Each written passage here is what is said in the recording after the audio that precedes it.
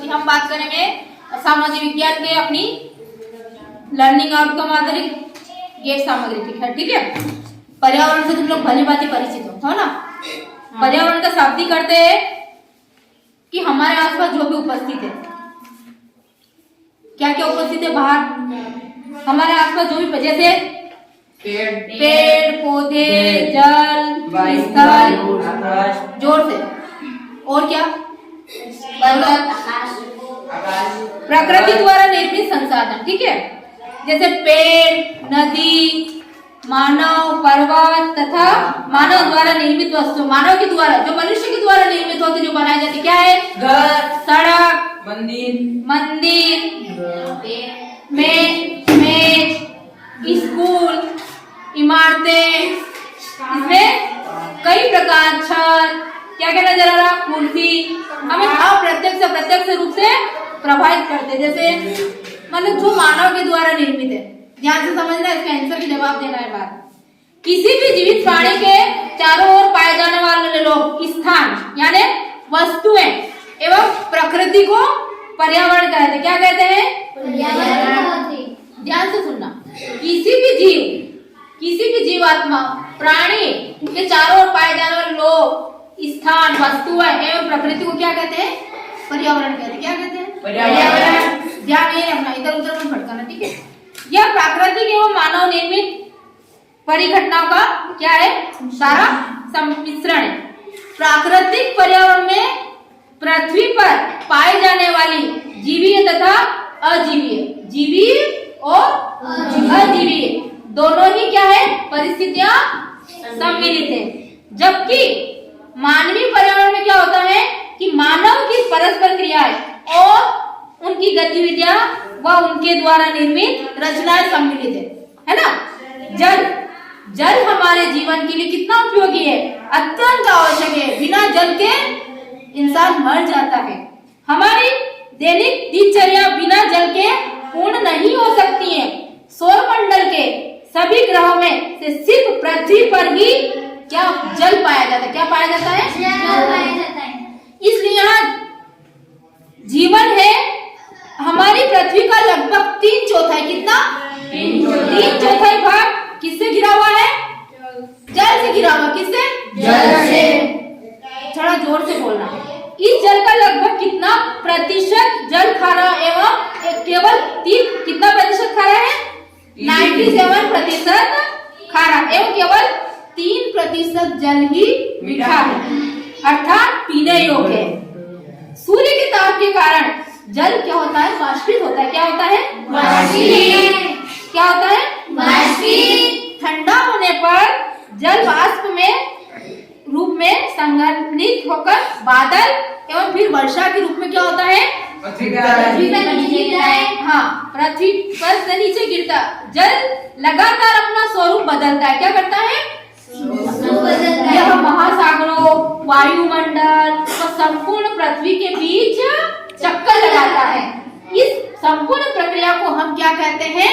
क्या कहते हैं? जल चक्र। शाबाश, जल चक्र कहते हैं। महासागरीय जल 3 रूपों में गतिमान रहता है। कौन कौन से 3 रूप? तरंगे, ज्वार, भाटा व धाराएं। तरंगे, ज्वार, भाटा व धाराएं। अब अगला आता है अपना पैराग्राफ, प्राकृतिक वनस्पति एवं वन्य जीवन, है ना। स्थल की ऊंचाई में परिवर्तन होने से जलवायु में भी परिवर्तन होता है। क्या होता है?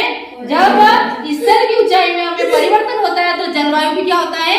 क्या होता है? उसके परिवर्तन होता है, जिससे प्राकृतिक वनस्पति भी क्या होती है? बदलती रहती है।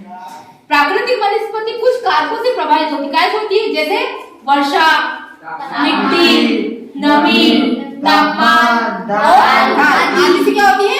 प्रभावित होती रहती है। ठीक है, प्राकृतिक वनस्पति को हम 3 मुख्य प्रकार से बांट सकते हैं। कैसे?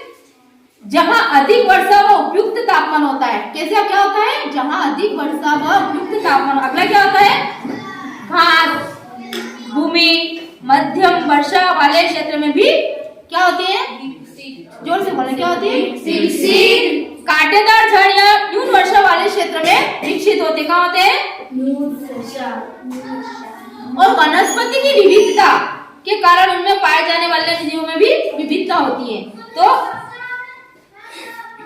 अपने ब्रिज कोर्स के अंतर्गत, अभ्यास कोर्स के अंतर्गत आता है।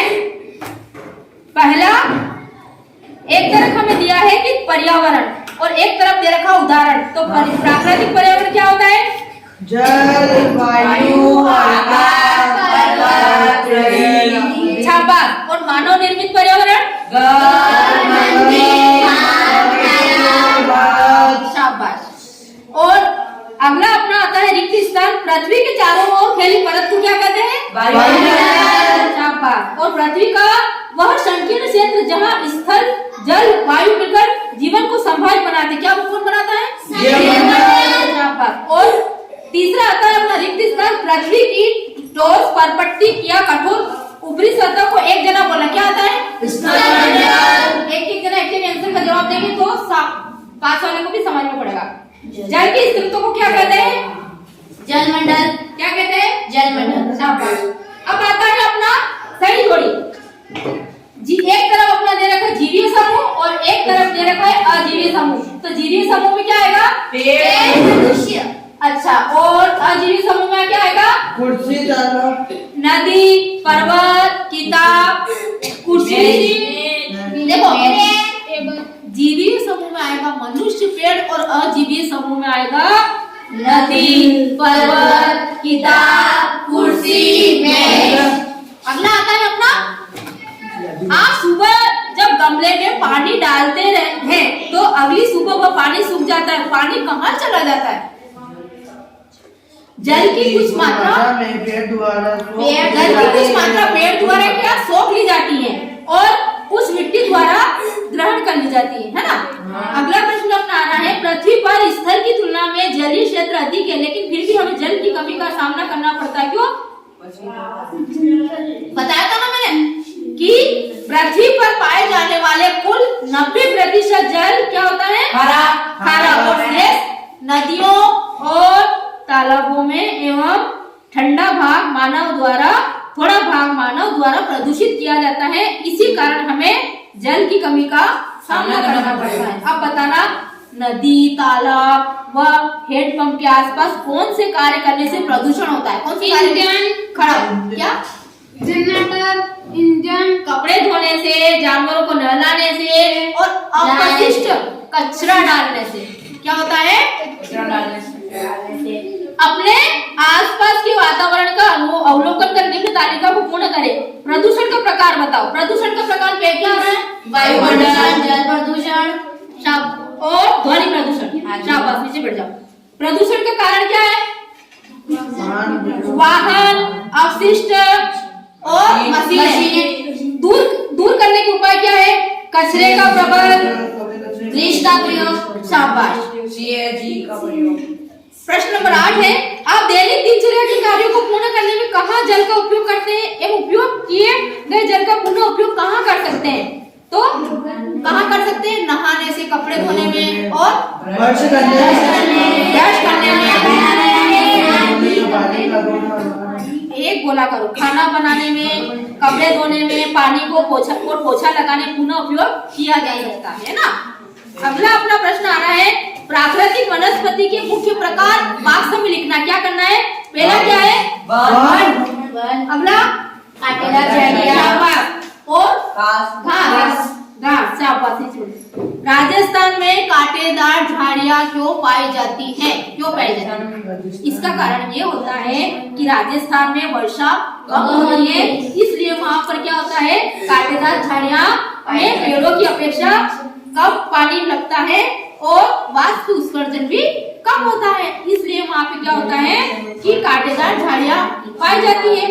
मान लीजिए कि आप विद्यालय की बाल कैबिनेट में पर्यावरण मंत्री हैं और आप विद्यालय के आसपास को पर्यावरण सुधारने, तो आप क्या करेंगे? अपन बाल कैबिनेट का गठन करते हैं ना, मंत्री, पर्यावरण मंत्री, शिक्षा मंत्री, स्वास्थ्य मंत्री। तो आप स्कूल के लिए क्या कर सकते हो? पर्यावरण के लिए क्या कर सकते हो? बताओ। विद्यालय में वृक्षारोपण, किचन गार्डन का निर्माण करेंगे। शाबाश, विद्यालय में वृक्षारोपण करेंगे और इसका अच्छे से देखभाल करेंगे और किचन गार्डन का निर्माण करेंगे और क्या करेंगे? अगला अगला आता है एक आदर्श पर्यावरण को कल्पना करें जिससे आप रहना चाहते हैं, उससे संबंधित चित्र बनाएं। आपको यहाँ पर्यावरण से रिलेटेड चित्र बनाना, जैसे मैंने बना रखा है ना, वैसे आपको बनाना है। अगला है अपने खुद के आकलन के लिए कि हमने अभी तक क्या सीखा, हम क्या करेंगे, हमने क्या क्या मंथन करा, उसका आपको जवाब देना है। बताओ, आपके घर में उपलब्ध संसाधन एवं आपके विद्यालय में उपलब्ध संसाधनों को निम्न तालिका में भरना है। तो एक तरफ आता घर में उपलब्ध संसाधन क्या क्या है बेटा, घर में क्या क्या उपलब्ध रहते हैं बता। जीवी, चूहा, छिपकली, मनुष्य। हाँ, और अजीवी में क्या आता है, चिपटा, कुर्सी, टीवी। शाबाश। और विद्यालय में उपलब्ध संसाधन क्या है, शिक्षक, पौधे, बच्चे, टेबल। और अजीवी में क्या होता है, टेबल, बोर्ड, सभी आता है ना। अगला आता है आप किन अच्छी आदतों को अपनाकर जल का संरक्षण कर सकते, बताइए। नहाने के एक लड़का एक लाइन बोलेगा, सब खड़े खड़े खड़े खड़े खड़े, जल्दी बताओ।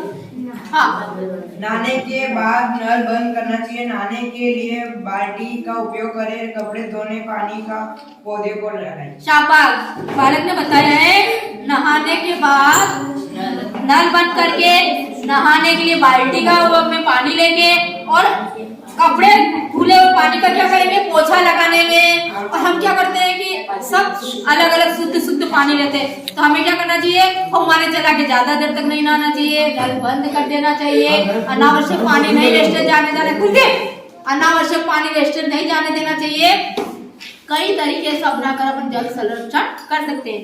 अगला आता है लोग पानी का दुरुपयोग किस प्रकार करते हैं, कोई दो उदाहरण बताइए, क्या कैसे करते हैं, शब्द बताओ।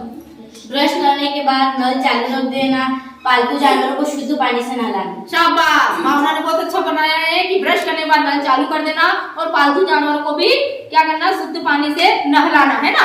अगला है विद्यार्थी अपने दादा दादी या अभिभावकों को से चर्चा करें कि पिछले 2 दशकों में पर्यावरण में क्या बदलाव आए हैं तथा पर्यावरण संरक्षण के क्या प्रयास करते हैं, सूची बनाइए। तो इसमें क्या आएगा कि पिछले कुछ सालों में भारत की जनसंख्या में एक तीव्र परिवर्तन आया है। क्या परिवर्तन आया है, जिससे चलते जंगलों की कटाई भी तेजी से हुई। क्या हुई है, जंगल तेजी से कटे हुए हैं, इस कारण पर्यावरण बहुत से बदलाव हुए हैं। अतः आज के युग में पर्यावरण संरक्षण की आवश्यकता, हमें अधिक से अधिक पेड़ पौधे लगाना चाहिए।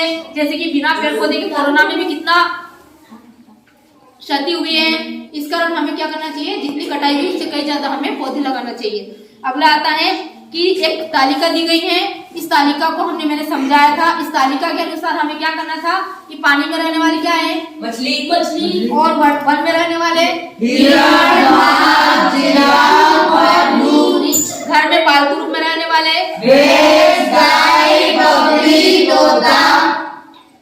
आपके गांव शहर में उपलब्ध जल स्रोत किस प्रकार प्रदूषित होता है, तो घरों से निकलने वाला अशुद्ध जल क्या होता है, कई जल स्रोतों से मिलकर उस जल को क्या करता है, प्रदूषित कर देता है। और इस प्रकार के जल को पीने से मनुष्य में अनेक बीमारियां उत्पन्न होती हैं। अतः जल संरक्षण अति आवश्यक है। तो बेटा आज हमने बहुत शार्टली और जल्दी से इसलिए सीखा है कि हम ये इसकी पहले अच्छे से मैं समझा चुकी थी, ठीक है।